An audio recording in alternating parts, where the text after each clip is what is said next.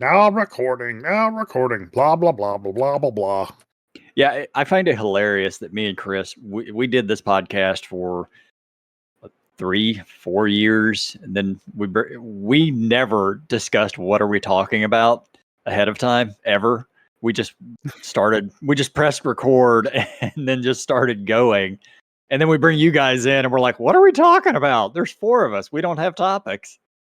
Like professionals. It's also so we don't completely overrun each other with whatever stories we're doing, and 2 of us get to talk and then 2 of us just comment briefly. Yeah. So. I think it started when me and you both had the same ecology. Oh yeah, that was funny. Yeah. But anyway, we're the Grumpy Dungeon Masters. I'm Jay, joined with my co-host Christian, Christopher, Dan. I think I said those in weird order, but say hi, guys. Hi, guys. Hello there. Again, one day. Always, every time. Never. Should be never. You're asking for a very specific thing for us to say, and he refuses to say it. Funk rock. Well, anyways, where can we be found? He's not a part of your system, man. We can be found on Apple Podcasts, on Spotify, or whatever other place you go to get your podcasts.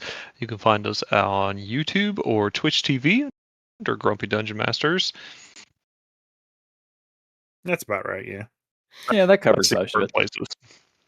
So, starting off the podcast like I normally do, I got something to discuss that happened this week at Adventures League. Is it about the Order of the Scribes?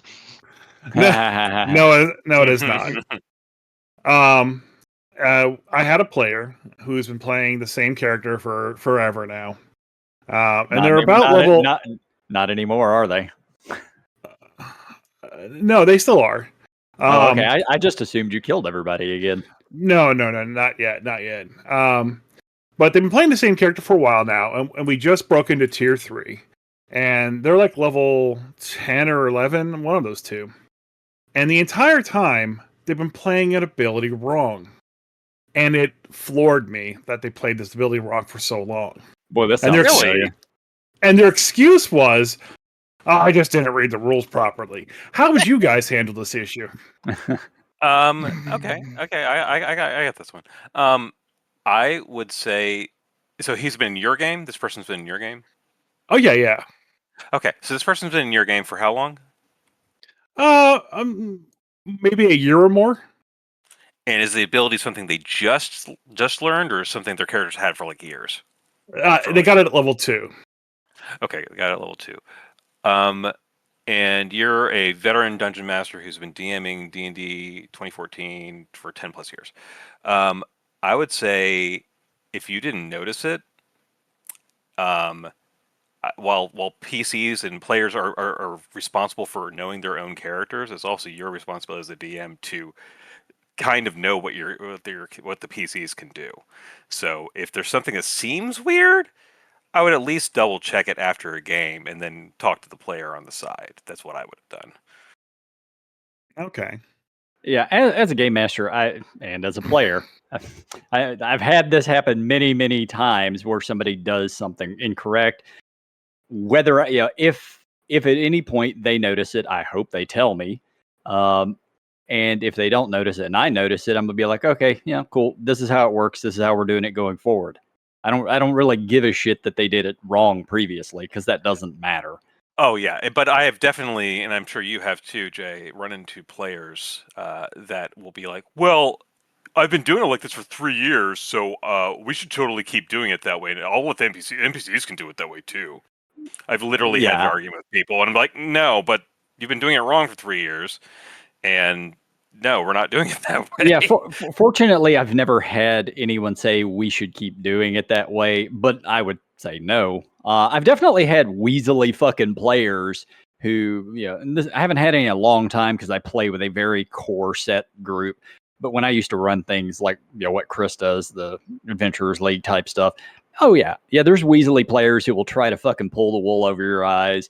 They'll say this ability does this, and it's totally not what it does. They're definitely lying about it. Yeah, and I ran into a player like this. I wasn't DMing. I was in grad school, and I just joined a D&D third edition game that was running at the local game store, which then ended up being played on at the college campus nearby. And guy ends up inviting one of his buddies, and his buddy was just a Weasley fuck from the start. Like, just the guy that just always has to hit, always has to be the hero, never fails a single roll. And like, I realized by the second session, dude was just fucking cheating, and either the DM was just completely oblivious to it, or he just didn't care. So finally, like, I don't know, 6 sessions in or something like that, he was playing a paladin in third edition. Paladins in third editions were not that great, and he just did something just completely balls to the wall, over the top, and completely out of sync with the rules. And I was like, dude, that's not how that works. And he's like, yeah, it is. Josh said it's how it works. And like, I pulled out the fucking rule book and I'm like, anyway, so on page 37 it says this. And I hated to be that dick, but you guys know me, have known me for a long time. I'm a rules lawyer, and it pisses me the fuck off when people abuse the rules and are doing it intentionally. And it was clear this motherfucker was doing it intentionally. And then finally, like, his buddy Josh was like, "Yeah, Dan's actually right, dude. It's supposed to be that way. I didn't know that either, but you got to play it like that." And the guy like got all fuming and mad and fucking stormed off. And it's just like, it was a whole thing. I was like, "Oh God, I'm so glad I don't have to play with you people much longer." Yeah, see ya. Get the fuck out. It was like basically my it was before online gaming was a thing, and like it was me in grad school with not many nerds around, like trying to find any port in a fucking storm, right? And like, I did not like playing with these people, but it was at least a game to get my mind off of the stress of school. But my God, those fucking people! Oh my God. Yeah, I don't think the player knew he was breaking the rules. They're very, very ADD, so maybe they just misread it or something, But overall, but what really caught me was that they were bragging about how broken they were, and that's what made me look it up. Oh boy, I'm gonna come through here and just punch you.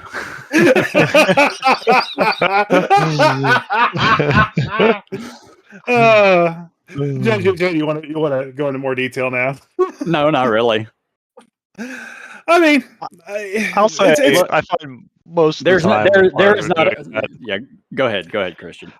Most of the time when players are doing it, it's not a malicious intent. It is usually just, I read something, I read it how I read it the first time, and then I go from that, and then they're just like, okay, well, this is what. And it just goes to show that no matter how long you've played or whatever, you're always going to get something wrong sometime. Absolutely.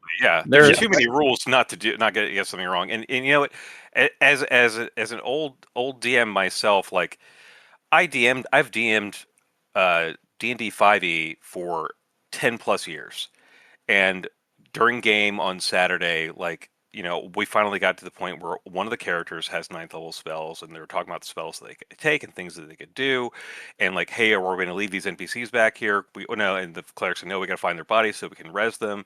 And I was like, yeah, I think he's right. I think you have to at least have like dust or something, tourism, and like they pull out the PHB, and he's like, no, true res says you just have to be not dead for more than 200 years, and you have to know their name, and that's all you got to do. And I'm like, oh, that's different than it used to be. But then I thought to myself, I've literally never read the true res description in 5e because I've never had to. Ever. Yeah, that's ninth level. Like, I think I've had one character ever that was high enough to fucking cast that. Yeah, and if you're ever getting to casting 9th level spells in my game, you're doing it once, probably in the final game. And at that point in time, if somebody's misreading something, I don't care anymore. Yeah. I mean, I'll be honest. A lot of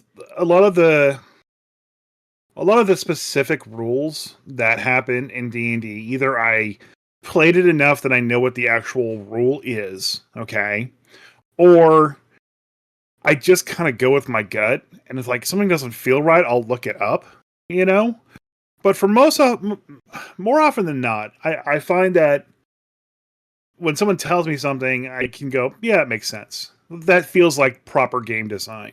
And when my, red flag kind of goes off and goes, that doesn't feel like proper game design there. It seems a little broken. So, like, when we were talking about this thing with the Order of the Scribes and Jay brought it up, I was just like, yeah, it doesn't seem broken. like that doesn't seem that crazy for me. You know, like who cares if he has a ritual spell without a with a normal spell slot. Yeah, but you should, because most ritual spells, there's a reason why they take so long to cast, in addition to the part, like almost all of them have a longer casting time than just one action, first off. Second off, ritual casting, just being able to basically unlimitedly cast ritual casting spells is pretty crazy. Like at a base action plus the normal casting time of the spell, and we're talking about Tasha's. Just to back up here, we're talking about Tasha's guide to everything, or whatever it's called. Tasha's Cauldron of Everything. The Order of Scribes wizard. Essentially, they have a second level ability that allows them to, once per long rest, cast a ritual spell as a standard normal action plus the normal casting time of the spell. So, Tiny Hut you can cast as a minute plus 1 round instead of 10 minutes or 11 minutes rather. So it could come in handy very, very quickly. Other things though, like if you could instantly cast Water Walk or something like that, that's pretty sick. Just the entire party gets Water Walk. The biggest scenario I found, and just to clarify for anyone who wasn't aware, this ability can only be done once per long rest. I've been playing it for, I don't know, a year, 6 months, something like that, where it could be cast an unlimited amount of times.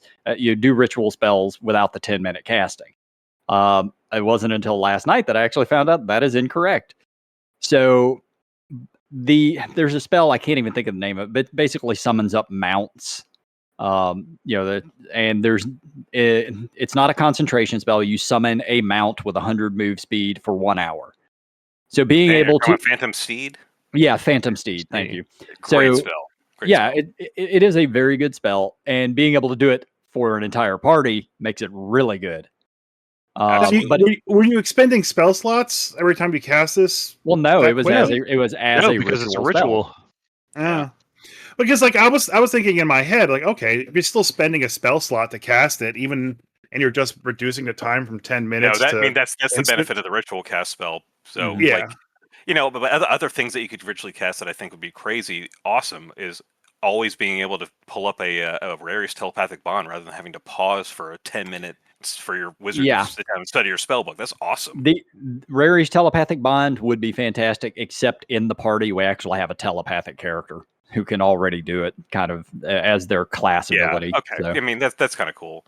But like other spells like Gentle Repose would be great. Like, shit, like somebody's dead, but we don't have a cleric nearby. Gentle Repose. Okay. Other things like Forbidden Alarm. Yeah, there's a lot of them. Yep. Floating disc. Hey, we gotta get all this loot out of here now. Pronto. Floating disc. Go. So we actually ran into that last night. I made because Tensor's floating disc is an hour. It's not a concentration, so I just made like 10 of the damn things.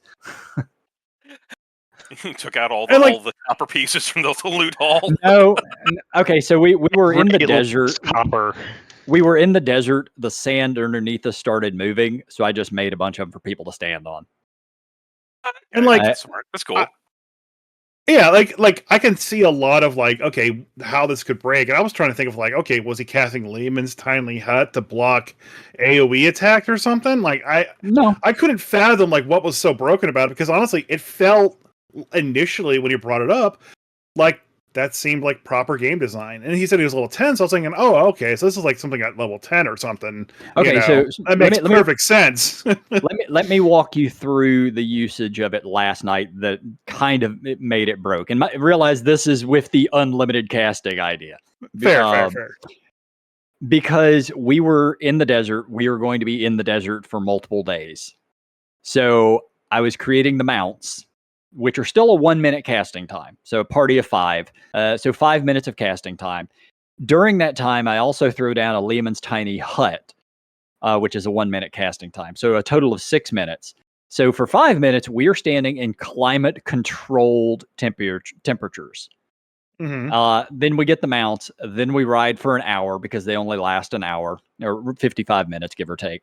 And then we do it again. So we're never going to suffer from exhaustion, because of that Lehman's Tiny Hut kind of defeats the desert. Yeah. Oh yeah, I mean, it's the same thing with once you get Lee in this tiny hut and like Rime of the Frost Maiden, like it, everything goes out the window because you got a climate controlled place to stay at that point. Mhm. So And congratulations, like, you have a third level wizard, you're fine, and a druid with good berries. Sure. Yeah, yeah. and like, Survival over. I'm still as a DM, like, I'm like, okay, like, I would expect 10th level characters to break the survival Yeah, encounters with their spells and Yeah, resources, but- anyways. Combat wise, it does not affect anything because there aren't any combat ritual spells. Right. So It's that's more, what I it's would. more That's of just where I it's the went. utility. Yeah, it's all the utility stuff. It makes Yeah, it so that one, you don't have to spend spell slots to have a lot of utility, and two, because essentially what Jay ended up doing was cast what, you have 5-person party, Jay. Yeah, basically 5-person. So it would have taken him 55 minutes to cast these 5 Phantom Seeds, which means they'd travel for all of 5 minutes before the first one leaves, right? So then he would also have the Tensor's Tiny Hut, which means you don't, or the Lima's Tiny Hut, which means you wouldn't actually be able to also be in a climate controlled area. So essentially, unless he's actually burning a bunch of spells, he's not actually defeating the desert and stuff like that. But what you're saying, Chris, is that if he was 10th level, sure, that makes sense. I'm like, and you know what, I can get on board with that. Like, if Order of Scribes actually had unlimited uses of it at 10th level, or a number of uses equal to like your proficiency modifier a day, I'd be okay with that. By the way, I even tried it at all. I'm exactly 10th level.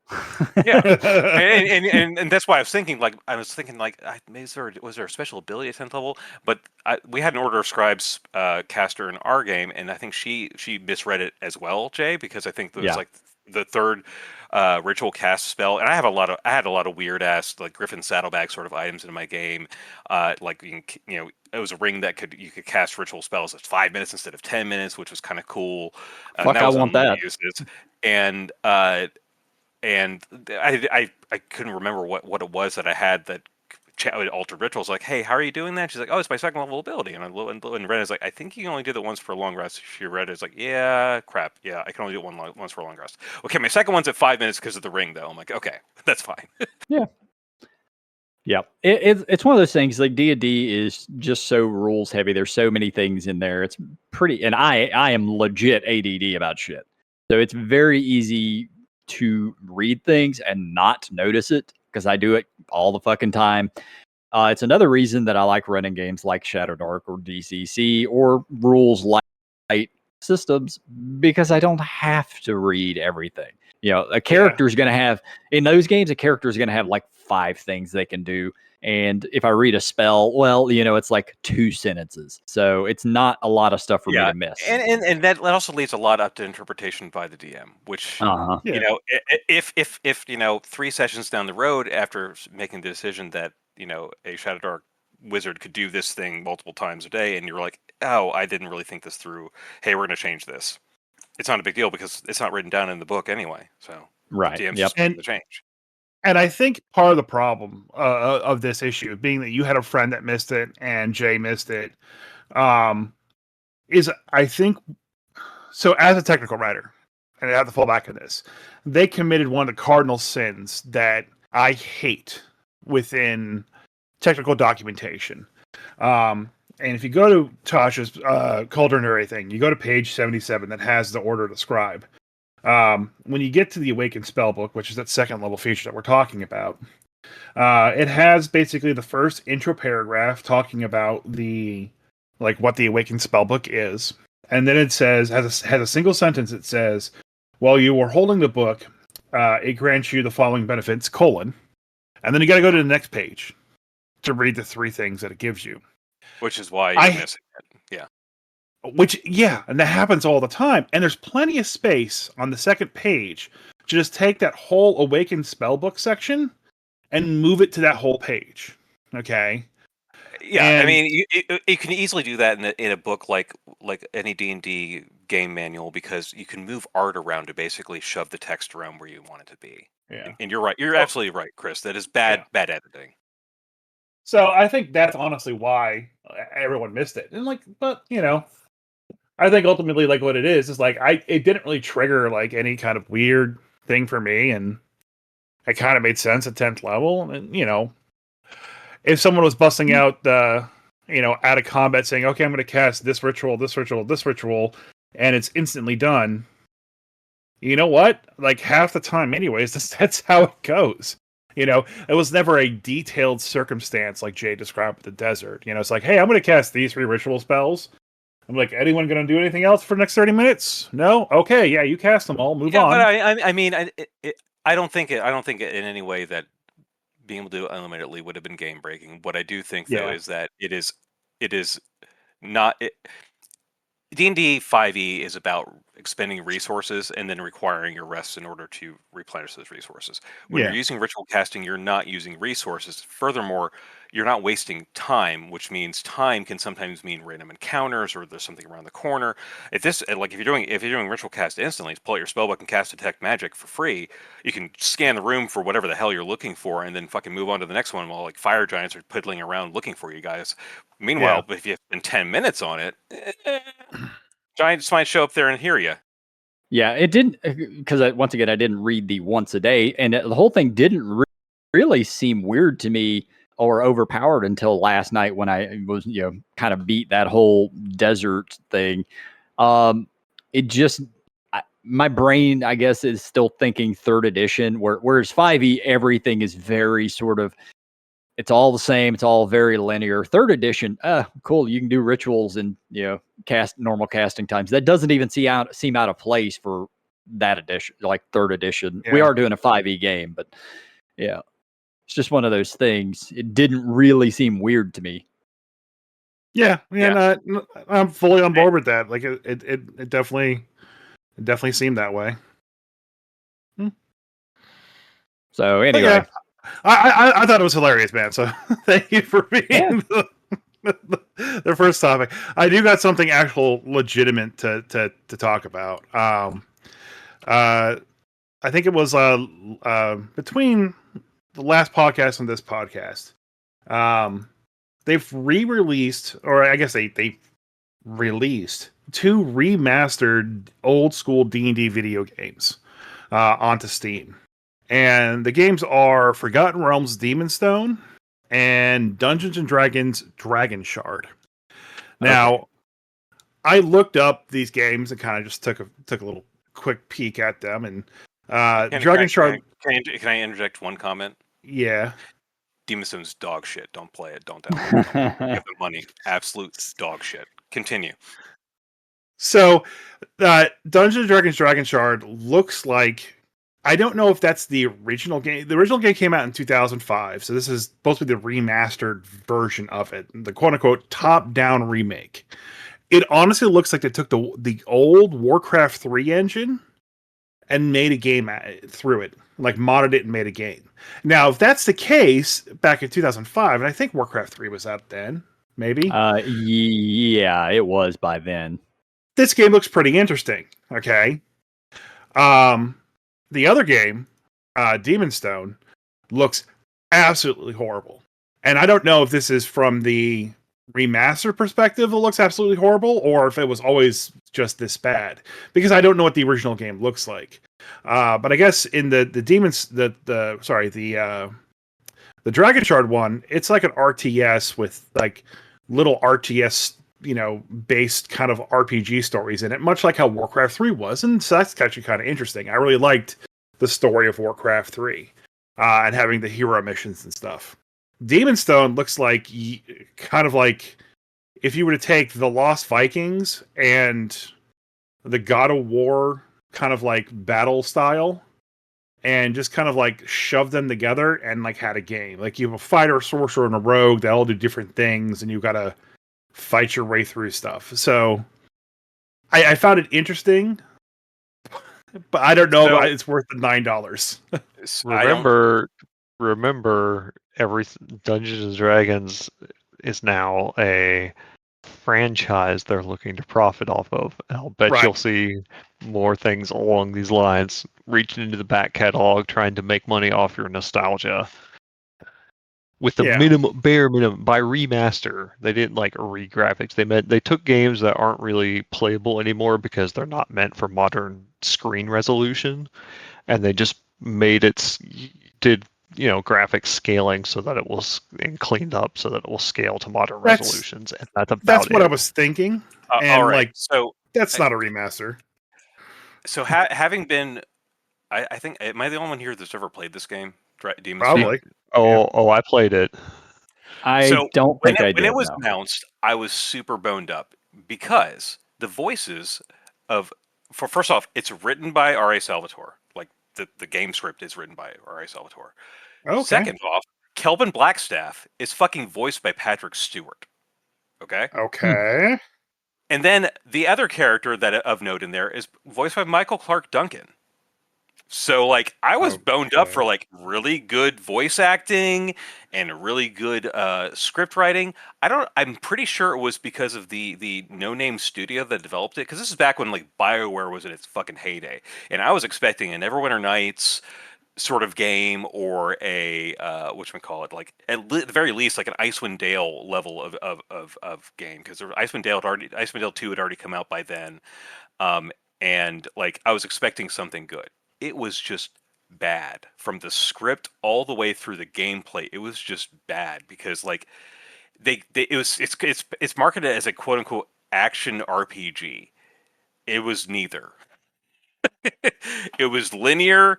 It was a fighter that just kind of stumbles across a fucking battlefield and kind of fights a little bit, and then there's just there's some slotty involved, because I guess Salvatore always throws in slotty.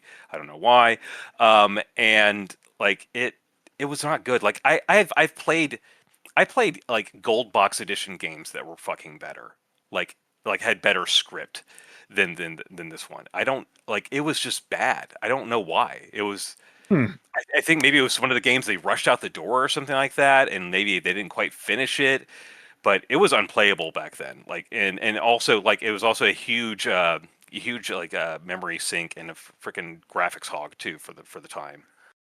Hmm. It sure was, and it was not worth it. Needless to say, I did not finish it. I played, I think, a few hours and just went, this is trash, and then left it alone and never touched it again. And was really upset. Oh, and by I the mean, way, you according to the wiki, I never got to this far either, because I also dumped it after about 8 hours of unremarkable gameplay. And apparently Tristan Worden appears in it, because why the fuck wouldn't he? Of course. Oh yeah, why wouldn't he? I mean, that would make the game for you, Dan. I'm sure you would have loved that. Love that guy. Mary Sue appearing, save the day. Hey! I mean, Yeah, you can so- get all the gold box games right now for like $18. and like they're kind of hard to play, but some of them are pretty good. like I will say that the gold box games are a relic of their time, and I have great nostalgia for them. My brother actually loads them up about once a year and plays through them because he loves them so much. I reloaded, I think, Pool of Radiance before I ran my Pool of Radiance game back 2003, around the time of this game came out, Dragonstone, and it was playable. But like, if I was a modern person who had never played it before back in the 80s, like I'd quit that shit in a minute. And just as an example, like talking about these remastered games trying to cash in on these old games, whenever it was announced that Baldur's Gate 3 was coming out, they quote unquote remastered Baldur's Gate 1 and 2. I never played Baldur's Gate 1 and 2 because I was a poor ass college student whenever those things came out. And I skipped them. My friends all played them. I never got to play them. So I was like, oh shit, remastered Baldur's Gate 1 and 2. I'll fucking download these. I got through maybe the first like intro starter sequence before I was like, this is unplayable trash. And Yeah. I couldn't do it. Like the story might have been, fantastic. It might have been Shakespeare of tabletop RPGs, but I couldn't get through the mechanics and how clunky the game was. in the late 90s, that was fucking top tier, but at the point we're at now, it's not very good. Also, I mean, it's the same thing when you pick up all these like quote unquote remastered like Nintendo Switch games, like Super Mario RPG and stuff like that. Like they're quote unquote remastered, but they're not remastered for modern audiences. They're remastered for somebody who just wants to play the old game, and the graphics are slightly better, because you're still fumbling around for 45 fucking minutes trying to find a save point. And I'm like, this is a modern day game on a modern day system that I paid $500 for. Why the hell am I spending 45 minutes just to find a save point? Like they had like save states on like game emulators in the year 2000. Like, how is this a problem for Nintendo now? So next month, a remastered version of the Temple of Elemental Evil comes out. Oh boy, I think I played that too. I don't think that one's good either. it was terrible. It was not good. No, it Yeah, was. there was were really like when Neverwinter Nights was basically king shit of the RPG, games after Baldur's Gate. Like they came out with a bunch of stuff, and it was all, from what I recall, forgettable. Yes. Which is why I don't remember anything about them other than the names. Like, I think I played that. I might have owned that. I don't know. Yeah, I tried to play through Temple of Elemental Evil, and I gave it more time than I should have, and I just finally was like, I have no desire to boot this up anymore. I give up. Yeah, at the That said, if time. you're Go ahead. I said that said if you're interested in playing Temple of Elemental Evil, there's an excellent port over to Solasta that does a pretty good job of recreating it. I would Yeah, say I if you keep want to trying to play get- it, use that. Yeah. I keep getting Jay and our weekly streaming crew to play that, and they're like, "No, never." We have not I'd been play like that. We have not said that. I want to play it so bad. If you, It's really hard, just like the original module. It's really fucking hard. You will That's TPK fine. most likely. That's fine. Yeah, I had like the old D&D games that came out. Some of the gold box ones were pretty good at the time. Really, Baldur's Gate 1 and 2 and Icewind Dale 1 and 2 were all really good games. Icewind Dale 1 and 2 were beautiful, absolutely beautiful games. Yeah, every other fucking D&D related game that I can recall, and I've played most of them, was trash. Do you recall Eye of the Dark Beholder? Alliances? Oh, Eye of the Beholder is pretty good. That one, yeah, that wasn't bad. So after the gold box games, which were really more tactical RPGs instead of action RPGs, because you have like little chibis that you move around the screen, and it's more like a wargaming simulator with like a story than it is a actual action RPG, like as you might think of like Neverwinter Nights or Baldur's Gate or something like that. But they tried to do something weird with the Eye of the Beholder, but they had. I still vividly recall this intro sequence of like essentially it was like a cutscene of Kelvin Blackstaff like reading a book and then realizing something dire was happening around the corner and he needed some adventurers to rise up and do a thing, and then suddenly you find yourself in a dungeon. It was a 4-person party. Only the 2 people in the front can really do goddamn anything other than just like buff the people in front of them. And but it was 3D, like about on the level of Wolfenstein 3D, if I recall. Yeah. So it was very boxy, but like you could see, like coming from like the kid who grew up playing the gold box games, this was fucking phenomenal. I could see what a kobold looked like. It was awesome. Like they had more than like 6 colors. It was fantastic. And then they did like Eye of the Beholder 2, and I think there was like a dungeon hack or dungeon creator or something like that that was the same sort of thing, and there was a couple of clones of that too. But yeah, between Icewind Dale, Baldur's Gate, Eye of the Beholder, the Gold Box games, and Planescape Neverwinter Torment. Nights. Planescape Torment I heard was good. Christian said it was fantastic. That is my favorite D&D game to date. Still, yeah.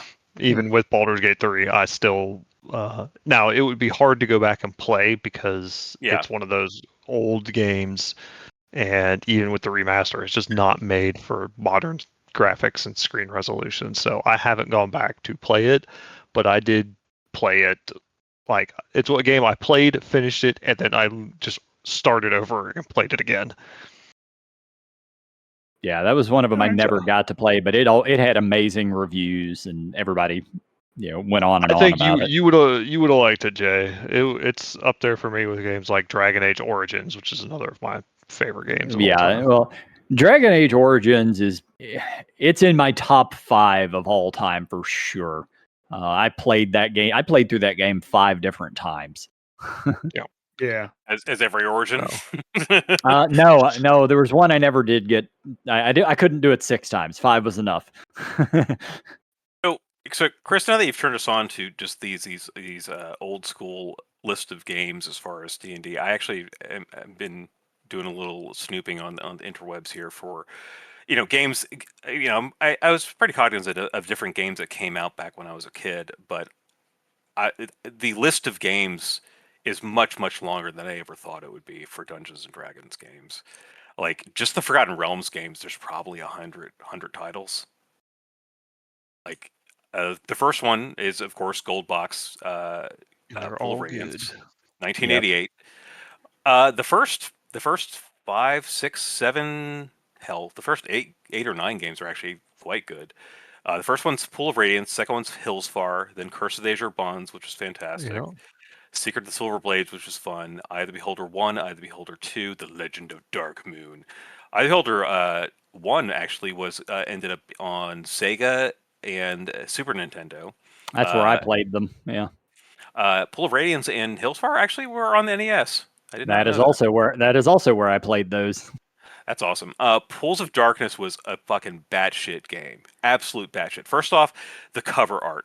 Oh my god, you have drow women looking like motherfucking Tina Turner from Mad Max wearing spider silk swimwear, hanging around Lolth with like a big spider crown on her head. That Like it art's is. actually that art is also Who runs Spider Town? Who runs Spider So, Town? you know Loth do, but that game itself was just absolutely crazy because you ended up 40th fucking level and killing gods. It was like Throne of Bloodstone, but in the Forgotten Realms, and like just I don't know. It was a weird game. It was fun, but it was over the top even for the time.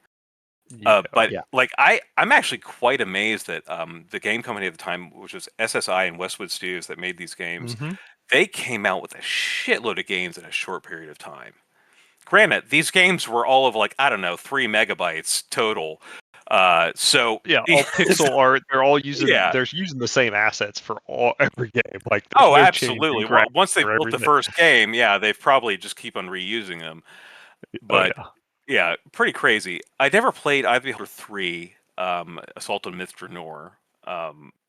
Forgotten Realms Unlimited Adventures, my brother ended up having that. It was one where you could basically build an adventure as a DM and then let somebody run through it. It wasn't one of those things where you could like actually like you can like DM somebody through it, but essentially you can program a game using the assets.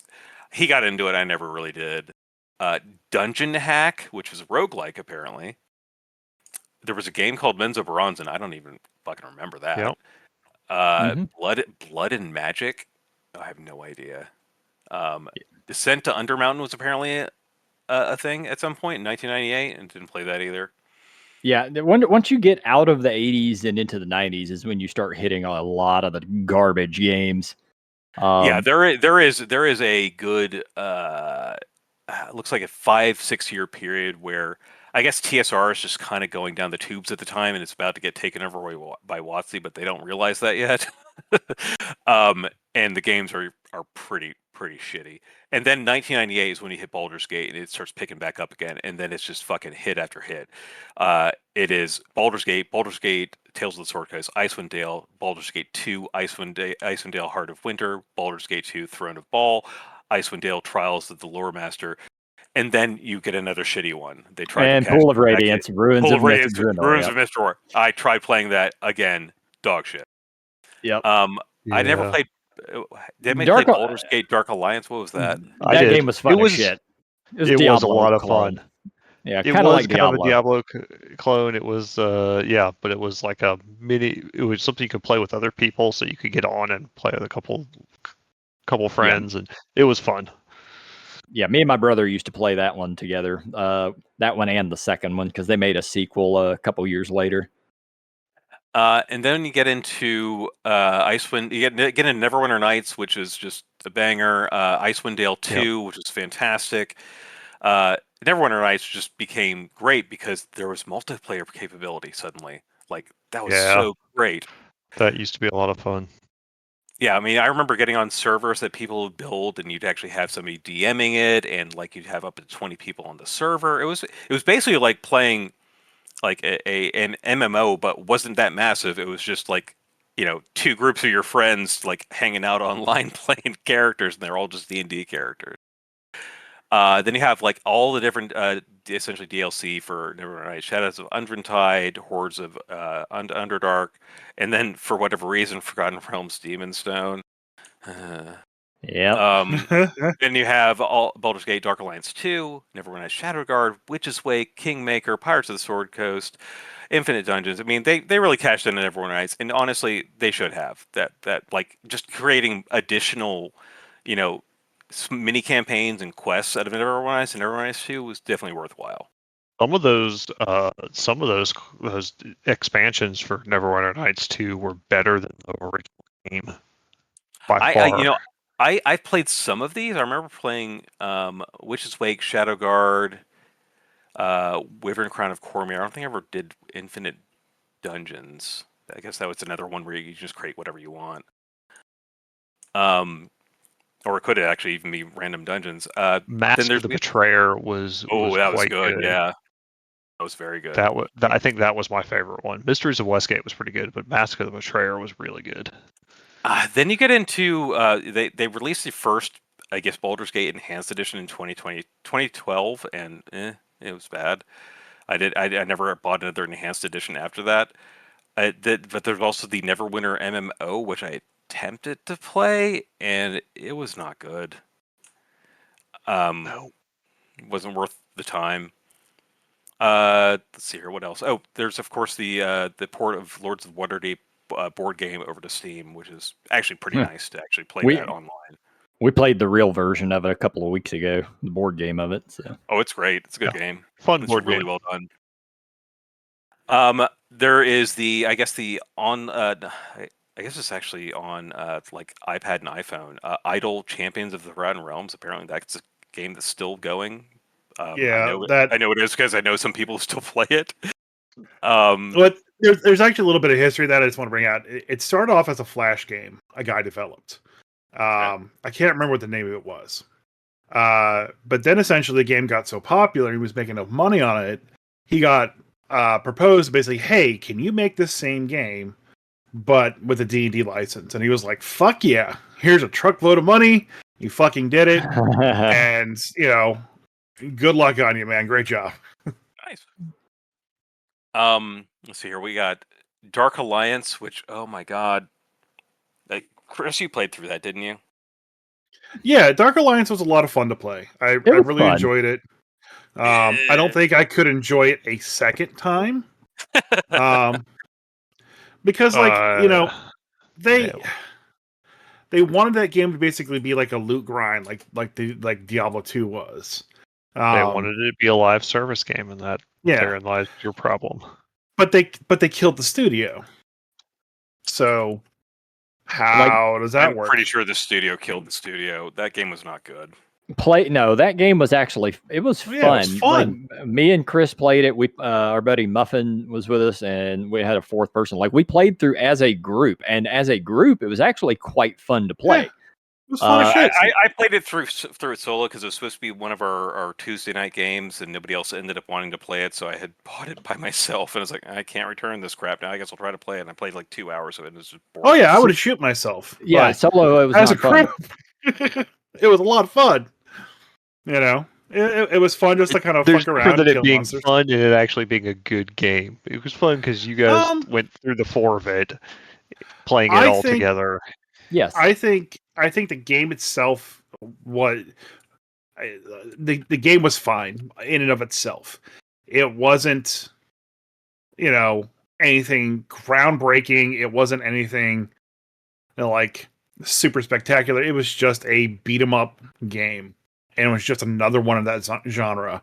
The gearing was fun. Playing through it was okay. The talent trees were okay.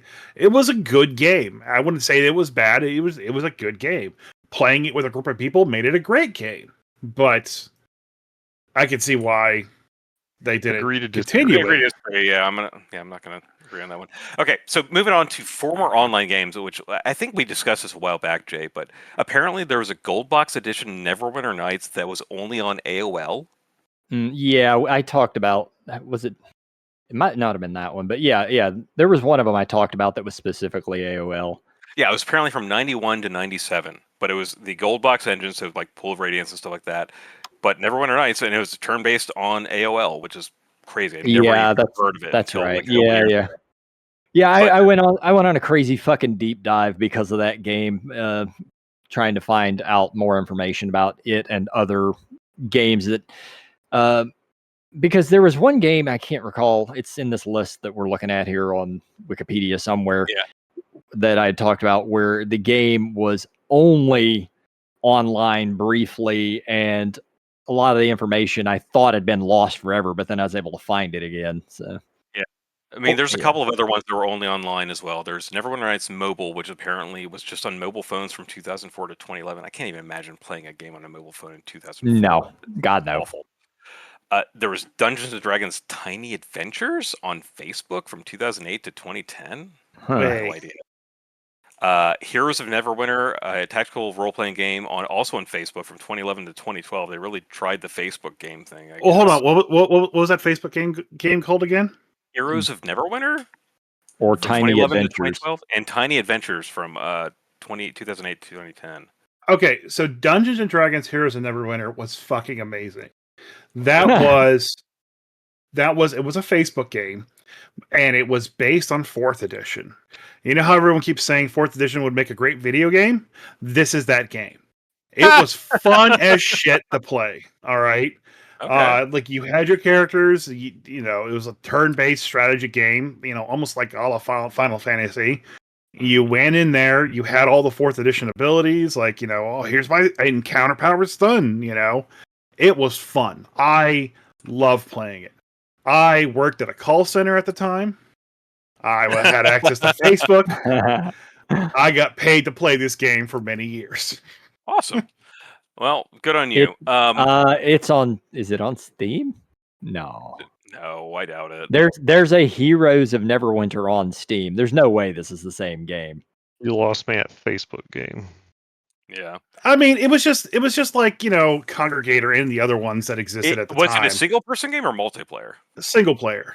You know, you just you just went to Facebook, loaded it up, and you know. Yeah, you lost me. It did any Facebook game.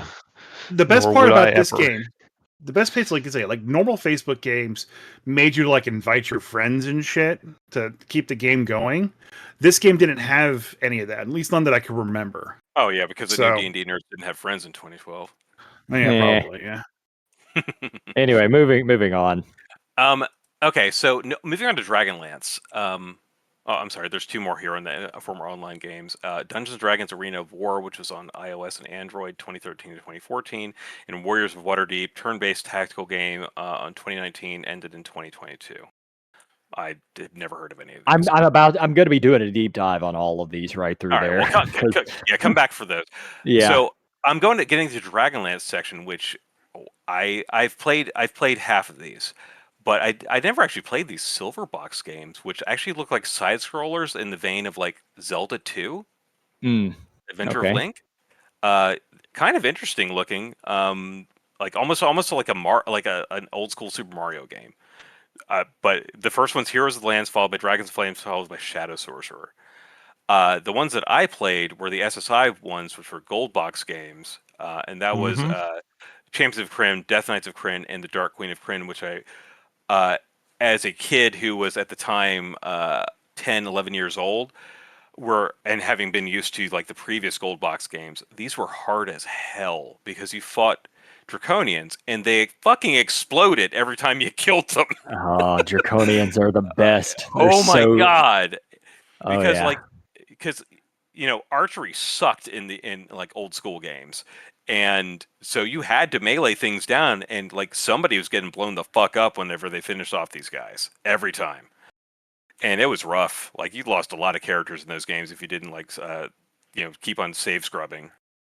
Yeah, the only one of these Dragonlance games I've ever played was Dragon Strike for the Nintendo, and it's a side-scrolling shooter type game, or not side-scrolling.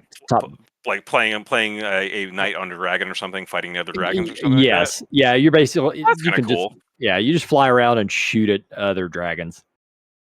But I barely ever played it, so Interesting. Apparently, there's Mystara games. What? yeah, we've talked about this. I Yeah. did a whole thing on the Order of the Griffin on the TurboGrafx 16 a little while back that we talked Oh about. shit! My brother has one of those still. Holy shit! Yeah. That thing had never had any games. Well, it had Order of the Griffin, which I actually have a emulator of it and played it. We definitely talked about this on here where I played like 20 minutes of it. I'm like, well, I'm done. It's too much. Order of the Griffin uses a first-person perspective similar to Eye of the Beholder in cities and dungeons and a bird's eye view for both the overland map and combat encounters. Okay, so basically they tried to. That's interesting. They tried to combine essentially the gold box tactical view with the Eye of the Beholder first-person view. That's Mhm. kind of cool. Yeah. I mean, TurboGrafx 16 was revolutionary for its time. It was way ahead of anything else that was out there, but it was so hard to find, so hard to get, and not enough. Since it wasn't a proven tech at the time, like Sega or Nintendo, nobody would license games to them. Yeah. The next one on that list, Warriors of the Eternal Sun. I have actually played and beaten that game for the Sega Genesis. Yeah, that was long time one. ago.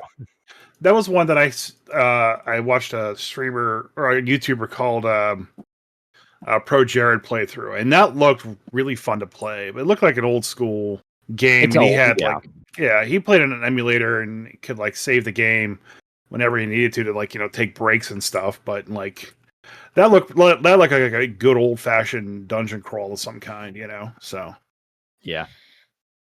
And there's Fantasy Empires, which I know nothing about. And then Tower of Doom and Shadow over Mystara. Those are actually side-scrolling beat 'em up games. Used to be at the arcade and apparently on the Sega Saturn. No. Hey, I think they have one of those on Steam, and I keep trying to get us to play that one too. It's another. I don't know if it's one of them, but there's another hack and slash type game like that for Dungeons and Dragons on Steam. I've always had a soft spot for gauntlet style and beat 'em up style games. When you play with a group of friends. Like to me, nothing is more fun than playing like the original Turtles game with 4 players all throwing quarters to fucking try to beat somebody. Or X-Men. Or a X-Men game, yeah. So like if there was a D&D variant of that when I was a kid, there was. Well, in the arcades that I went to, Yeah. I would have put so much money into that thing. But then again, probably not, because I probably, living in where I did, D&D was not allowed. It was of the devil. The devil. The devil said D&D. Right, next up, Dark Sun. Yep. Has anybody played these at all? Yeah. They're SPI games. Yes. I've never heard of Dark Sun before. What's Dark Sun? Oh my god. Yeah, no, we're not getting into that. Continue. Okay, so 2 of them are on MS-DOS. They're all developed by SSI, which developed all the Gold Box edition. Were they Gold Box style games or no? Yes. Yeah, ish. They were in the vein of some of them. Some of them had some weird stuff with. They were a little side scrolly. They were all kind of a little different. They tried to do like almost like a Legend of Zelda kind of game was Dark Sun. I picked them up. Apparently, there was an Steam. MMO in 1996. What? That would have been an early one. Yeah, that's like pre EverQuest. That's like yeah. Yeah, I never played that one. I don't remember which one I tried. They're on Steam.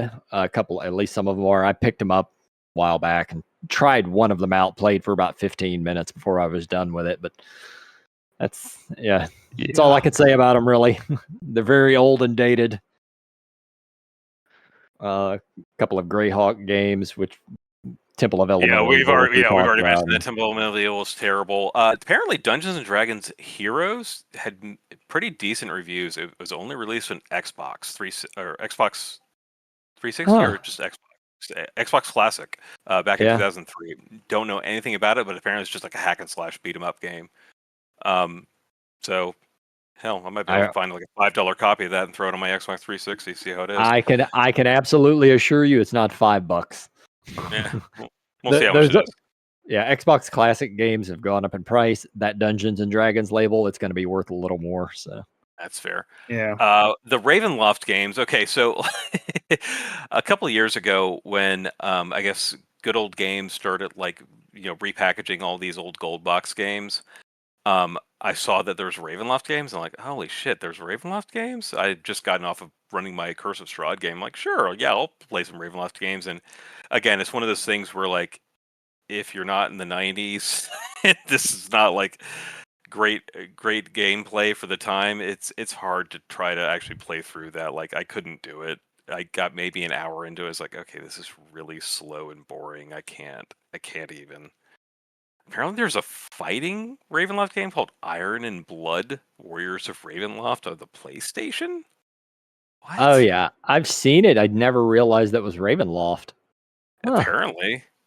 The heroes are Red Cloud the Aber Nomad Shaman, Shinesta the Elf Princess, Ignatius Max the Halfling Thief, Zenobia the Amazon, Darius the Gladiator, Erlin the Elven Archer, Luthor the Paladin, Torgo the Dwarf, versus the villains, Ergo the Margoyle, Ardrus the Skeleton Warrior, Sasha the Werewolf, Nim Pimply the Mad Goblin. That's a great name for a goblin. Oh my god.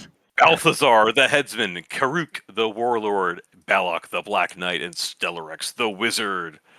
Yeah, it's literally like a Mortal Kombat that with shittier graphics and D&D themed. Awesome. That's fucking great. Apparently, it actually had decent sales. It sold 150,000 plus units. Wow. Fighting games were all the rage in '96. Yeah, that's true. Yep, had to cash in and try to get your piece of the puzzle. Yeah, absolutely. Yeah. That's great. And all of this discussion we're having here kind of just echoes into the last point I wanted to make, and that was the current president of WotC, Mr. John Haidt, was interviewed for, or was being interviewed because Giant Skull, a new development company, is making a new D&D video game, but all anyone wanted to talk about was Baldur's Gate. And he said, Baldur's Gate is an incredible game, and of course, we are going to do a successor. Essentially confirming what we already knew, that there was going to be a Baldur's Gate 4. Larian's not involved, and everyone's like, are you sure you want to do that quickly, buddy? Yeah. I don't know who's going to be doing Baldur's Gate 4. They haven't decided yet, I don't think. I don't think they've decided yet. Like I don't know who it's going to be. I have no guesses on who's going to be. But whomever does it is going to fail. I don't think anything that happens within the next decade, if a Baldur's Gate 4 game comes out, it'll just be compared to Baldur's Gate 3, and it's going to fail. They really need to kind of sit on that IP for a little bit. No, I think if they gave it to Obsidian and gave them a budget, it would be Obsidian would kill it. I don't know, because Obsidian has so many different kind of like internal development groups. I can kind of like point out like which Obsidian game I like. So it really depends on which one gets it. Obviously, the Pillars of Eternity crew. That's their RPG unit. That's who you give it to. That would be great. Because Pillars 1 and 2 are both amazing. True. A forgotten one of their games that is actually my favorite of theirs, Tyranny, was an awesome. Yeah, RPG. Tyranny is fantastic. That was a real good game. Yes, it was. So give it to Obsidian. I could do it. Here's the thing, if they're not going to give it to another studio that's trusted to do this and give them a lot of money and a lot of time. Yep. And that time is not going to key. happen. I know. But if they don't, it's probably going to be bad. Yeah, you know what they could do? Here's what I could. They're spending on stuff like Neverwinter Nights and Icewind Dale. Why not a Neverwinter Nights 3 and Icewind Dale 3? And then you wouldn't get compared so much to Gate 3 because you're going to be looking at it from a different lens. Yeah, I'm with you on Like, that. oh, people will be excited. Oh, that's that other D&D franchise that I had a blast playing. Yeah, give me more of that.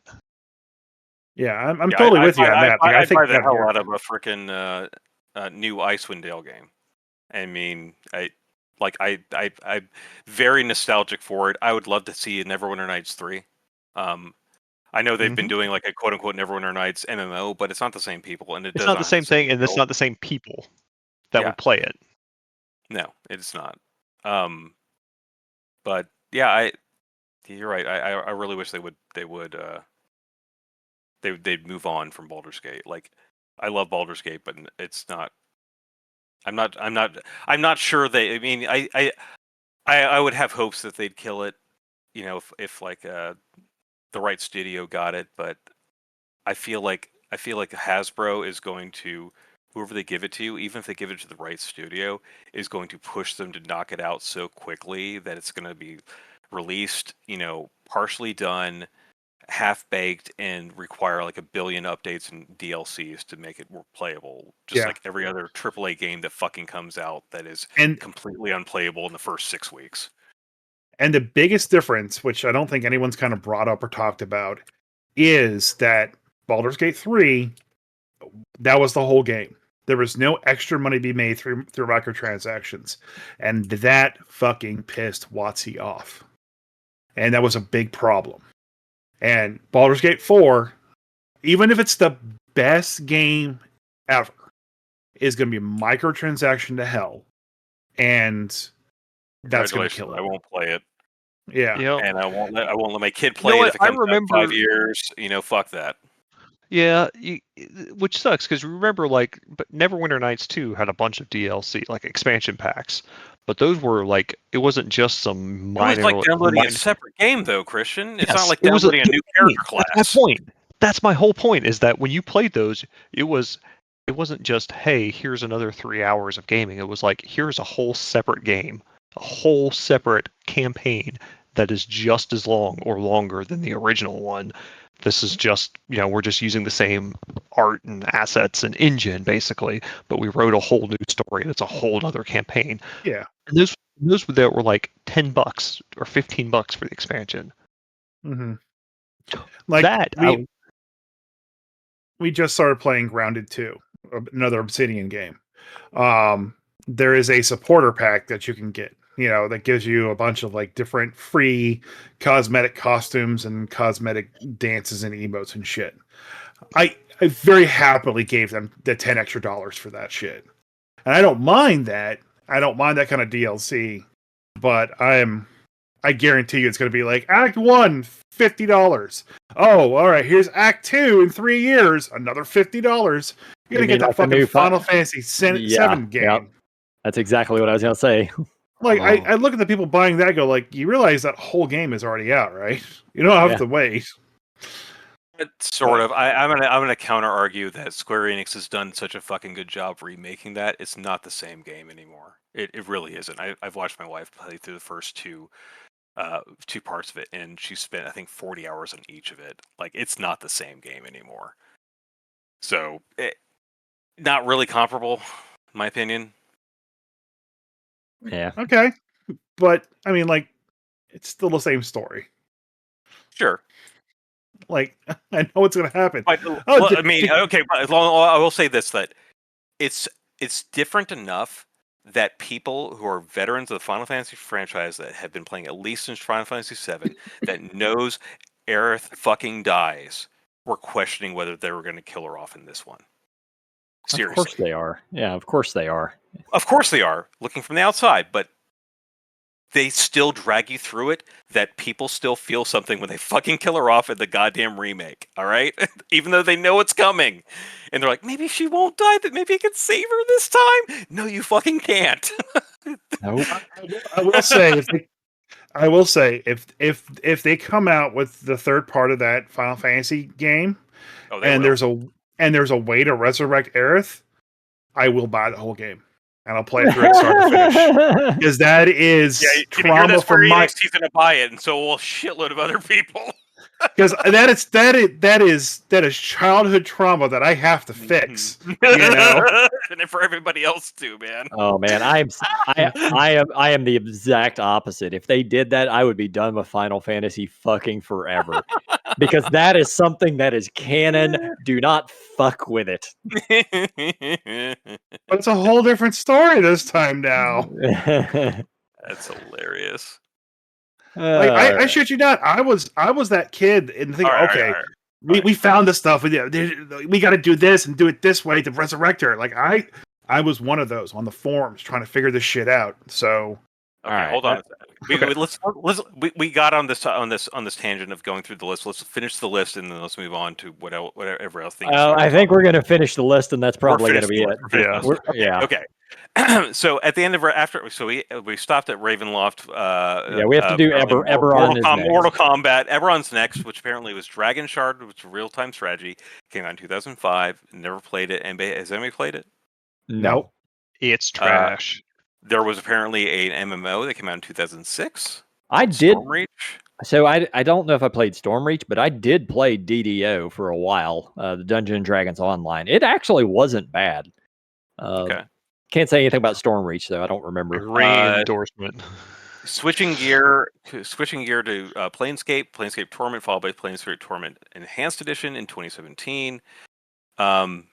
Christian, that's your favorite D&D game, so obviously it's still one of my favorite.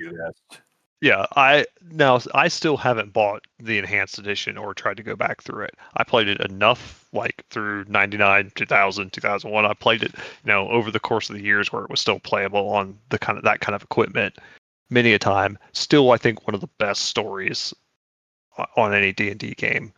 Great game, great characters that you'll love. Lots of different ways to go through the game. I love everything about it, but the gameplay nowadays would be very clunky. I look forward for you running it for us on the tabletop for Shadowdark. Yes. Yeah. Okay. And then switching gears from Planescape, because this is the only game made for Planescape. Unfortunately, shame. Other settings. Apparently, in 1981, Mattel developed a handheld LCD game called Dungeons and Dragons Computer Fantasy Game. Mm-hmm. Never played it. Never seen it. I always look for it when I'm at estate sales, but I've never come across it either. And then there's another one for Intellivision. Oh my god, that's like, that is pre-Atari. An action-adventure game called AD&D Cloudy Mountain, followed by another one for the Intellivision in 1982, AD&D Treasure of Tarman. I've never heard of these at all. Or have I? Skipping ahead to 92, a gold box game, Spelljammer Pirates of Realm Space, which actually has really good reviews. I've never played it, but it's on Steam. I never even saw it in the store when I was a kid. I used to get like CompUSA and Best Buy all the time. So, Stronghold, which was actually really fun. That was like a castle building game, and like defend your castle and kingdom simulator and things like that. It was actually really fun. Al-Qadim, never played it, but I was always interested in it. Anybody play it? The game or the setting? Either, video actually. Game. No, I have not, unfortunately. I've never played the setting, nor have I ever played the video game. I have run a short. I ran a short Al-Qadim game in high school. Okay. So. There's one called just Slayer. It just totally has a sweet ass image that looks metal as hell of Orcus on the front of it. I have played the shit out of that game. Really? What's it on? Panasonic 3DO. Yes. What the fuck is that? Oh my god. Okay, so the Panasonic 3DO was another system a la TurboGrafx 16, although it came out later than that. Like it was a much more. Okay. It was a CD based video game system. Holy shit, Jay! Who the fuck did you know that was rich as shit? That thing cost $699 in 1994. I bought it in 97 or 98 at a pawn shop for like $80. Well, that's good.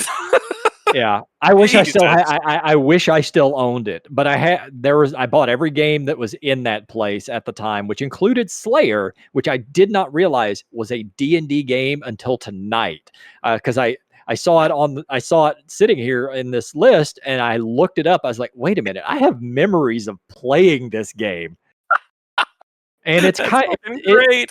it's like a better version of Eye of the Beholder. Really, that's awesome. Yeah, no, I remember. Oh yeah, I I'm have. looking at some of these screenshots. There's there's like an onkeg or something trying to bite you. Yeah, That looks great.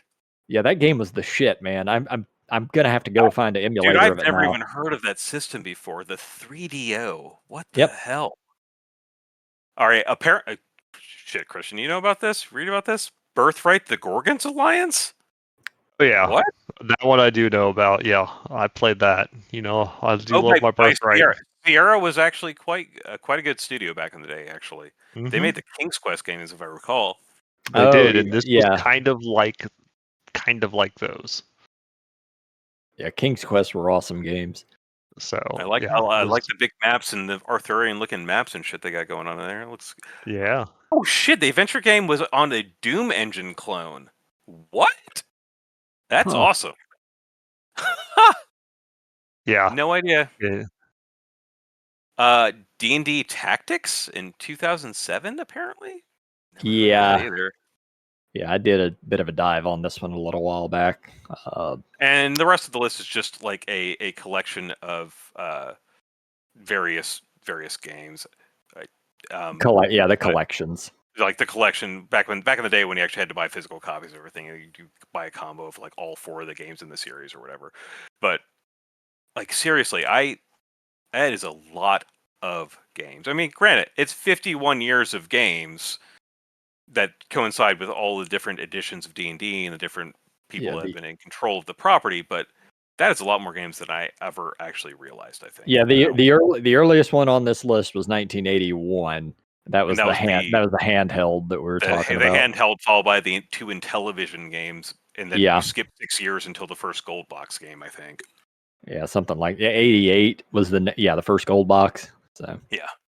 So talking about all these things, maybe start thinking with That's WotC dangerous. now franchising out the D&D license for other companies to make games and shit.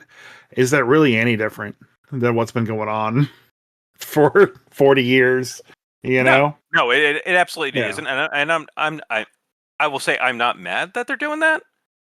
Yeah. Because you will get a game studio that actually gives a shit about their game and is not just producing crap. But you'll probably have like nine terrible games, and you'll have one diamond in the rough, which Well, it's isn't kind of bad, like I guess. it's the Games Workshop strategy where like they say, Yeah, "Hey, that's we what make it a is. tabletop war game, and we're going to keep making that. We do not make video games, but we'll let anybody that wants to use our stuff make it. Bad, Yeah. well, but You if know they what? make a good game, it If rubs that's off. if I will say that if that works for Hasbro, WotC, and they take that money that they're gaining from licensing to unknown studios and making some money or a shitload of money from that, and they're putting it back into the tabletop division, great. But they're not going to, which is No, the they won't. difference. Yeah, that is the difference. Games Like, Workshop piles that money back into their they, own main yeah, game, whereas they're Hasbro, modelers making sweet new models. Like they're doing yeah, that, but like that's Games Workshop. But yeah. I don't trust However, Hasbro and WotC to do that. no, oh no. no, I do think it would probably be wise for WotC, Hasbro, or whatever to maybe protect a couple of their franchises. Like maybe they should probably not farm out or just let anybody make an Neverwinter Nights or Baldur's Gate game. So, do you guys know who Tim Miller is? Not a clue. Okay. Tell me who Tim Miller is. Tim Miller is the head of Blur Studios. He's the one that did all of Love, Death, and Robots, and he Yeah. basically led the effort for Secret Level. Okay. So when I was watching a video with the Corridor Crew, another YouTube channel, They were doing VFX artist reacts, and he was on the show talking about secret level stuff with Warhammer mostly, and they brought up the D&D episode, and he said, "I didn't do this. I had nothing to do with this one." Another VFX studio called Unit Image was the one that did it. His friend is the head of that studio. His name is Maxim. He basically called up his friend and said, "Hey, you're a big D&D nerd. Do you want to do the D&D episode for Amazon?" And he was like, "Yes, absolutely," and just let him go. And he's like, "I didn't talk to him. I didn't give him any notes. I just said it's got to be this long." And the guy came out with that episode and was just one and done, which I thought was kind of fantastic. So you're all right. Some games will find the right studio with the right people to run it, but we're going to have to sit through so much crap. I'm fine with it. I'm gonna go ahead and wait and see before I start. I'm not gonna pre-order a single game, just like I didn't pre-order Baldur's Gate for that matter, because I didn't know whether it was gonna be good. I mean, when it comes to the Warhammer 40K games, I'm very picky and choosy. I'll grab the ones that I think are going to be good, and the others I just keep moving. And I'll do the same with D&D games. Mm-hmm. Yeah, I did pre-order Baldur's Gate, but I was pretty familiar with Larian already from their previous Divinity games. Yeah. So I had a pretty good amount of confidence that if they were going to make it like Divinity, that I was going to be pretty happy with it. But I agree, with this franchise model, you're going to have to wait and see with every game. You can't just be like, cool, a new D&D game. You're going to have to be like, well, let me see if this is actually good. Let's read some reviews. Let's watch some videos. And we're going to have a lot of differences, because I thought Dark Alliance was fun as shit. I was looking forward to the rogue and the mage being added, but no. I wanted a mage. I like playing wizards, and there wasn't one. So fucking assholes.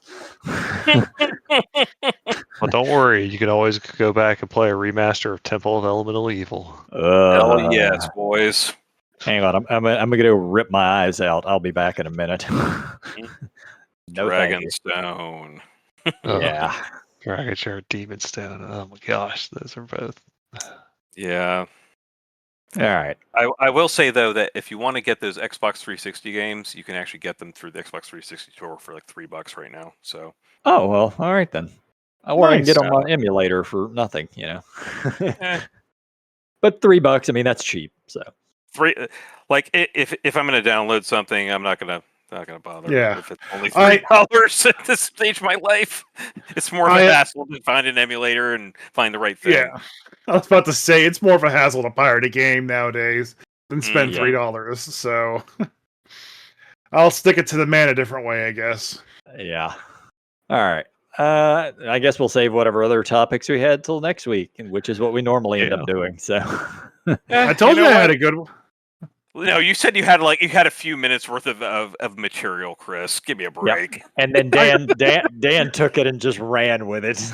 Listen. We're all on board with having played a bunch of D&D and a bunch of D&D video games. Okay, why not?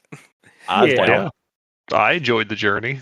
Yeah, I loved it. It was very nostalgic. I enjoyed talking about it, and it was interesting hearing which games that people had played and what weird ass system that Jay found in a pawn shop for $80. I am the king of weird ass video game systems, because I didn't own a PC until 2001. So until that point, it was me playing video game consoles. And I fucking owned damn near all of them. I never owned a Neo Geo, but everything else under the sun. I always wanted a Neo Geo. That thing was always just so expensive. Very expensive. Yeah. But that 3DO was $700. $700 in 1994. I mean, if I hadn't found it in a pawn shop, I never would have owned it either. So. Hell, $80 seems like a lot for a pawn shop buy back in those days. But yeah, I loved consoles and video games. So. Yeah, fair. Anyway, all right. I think we're done here. Thanks for listening, guys. Bye, Craig. I want a D&D Pac-Man game. Pac-Man.